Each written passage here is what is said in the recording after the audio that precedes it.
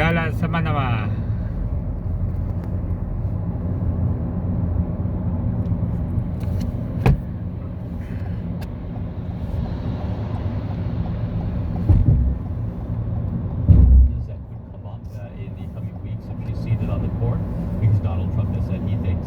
Ito yung mataas na building. Of ballot fraud and vote counting that could be coming before the court. And then they'll also ask about her views on healthcare reform, abortion, gun control, all those sorts of things that the Supreme Court is very instrumental in determining for the entire country. And we have heard already something from Amy Spaceship na building. the way in which the Supreme Court functions and how it makes decisions. Yes, her view, she describes herself as an originalist, a strict constructionist. That means that she looks at the Constitution not as a changing document that is reflective of the current times, but she looks at the founders' original intent, people who drafted the Constitution, what they intended within the Constitution, and that she applies that framework to whatever. Sheraton. Things like Still building, things like abortion rights, those sorts of things, gun control, they're viewed from what the founders intended in her mind, not But the views of the time. And of course, this goes to the heart of some of the issues that the Democratic Party have with her. I mean, the procedural stuff of them not thinking it's right that she should be appointed and confirmed before the election is a big issue here. But it is, a lot of it is to do with the way in which the court will now be weighted if she is confirmed.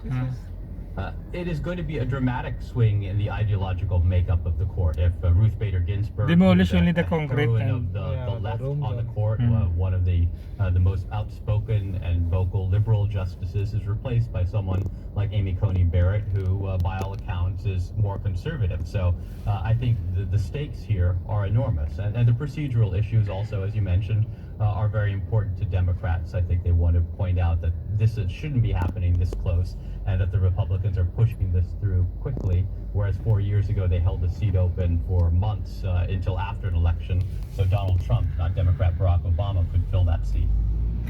Anthony Zerker, our correspondent in Washington, joining us. Thanks very much. We'll be returning to the US later in the programme for the next in our series of special focus items looking at battleground states. Today it's Pennsylvania.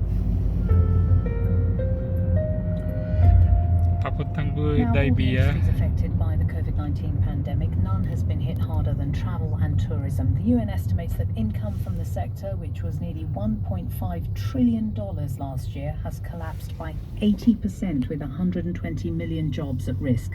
Thailand's dilemma is enormous. The government's impressive success in containing the coronavirus with almost no local infections for 4 months has prompted it to close the country's borders since April. But that has killed a tourist industry that brought in nearly 40 million visitors last year and used to account for 1/5 of the economy. As Thai ministers struggle to come up with a way to allow some tourists back while keeping the virus at bay, some popular destinations are looking at alternative models of tourism. Our Southeast Asia correspondent Jonathan Head has been to Koh Phangan, which until this year hosted one of the world's most popular backpacker events, the famous Full Moon Beach Party. This is Hatch Rin Beach, as it used to be. Every inch of its fine, powdery white sand is covered by a mass of sweating, dancing people as the famous Full Moon Party reaches its peak. British backpacker Ellie Houseco, who's staying on Koh Phangan through the COVID-19 crisis, went to 3 parties last year. I loved it. It's all your mainstream music, and you walk along the beach and that bar is playing that song, and then you hear that song 5 times later in the same night. But if you're with friends, you can have the best time at Full Moon, especially if there's a good sunrise and you're still on the beach at 6 in the morning. It's magical. Then in March, the parties were stopped. Most of the island's economy also ground to a halt. Like a tsunami, it crashed and everything fell with it, says Naramit Songwon, who rents out motorbikes. Look around you. There's no income here anymore. I'm walking through what would have been the main shopping district of Hat Rin, the beach that hosted the Full Moon Party. It's such a contrast. It is eerily quiet, almost as if some disaster has happened here. There's not a sign of life. Every shop, every bar, Every tattoo parlour, every bike rental place is shuttered.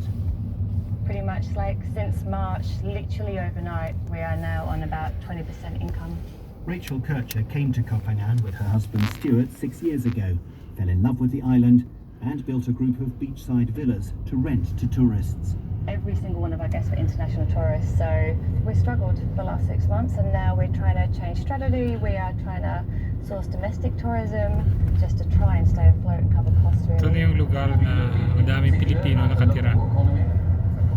Rachel has joined Little other business Manila. owners, foreign and local, to map out an alternative tourism model for Koh Phangan. One that's less dependent on the full moon party, which may not resume for years, if at all, given the impact of COVID-19 on low-cost travel. One of those at the meeting is Danny, a Thai who once ran a bar on Hatrin Beach. We party all night long. I was DJing from 7 until 7 in the morning, and when the sun come up, you could see all the trash. There used to be pile of straw and bottles everywhere. After COVID happened, this beach has become amazing. Since we don't have full moon anymore, the sand becomes soft, like you're walking in the clouds. Crazy deal. To celebrate the cleaned up Yeah, beach, we the local went business to community on Hatrin Crazy released Deal. city captive You'll for see. young turtles, cheering them and wishing them good luck.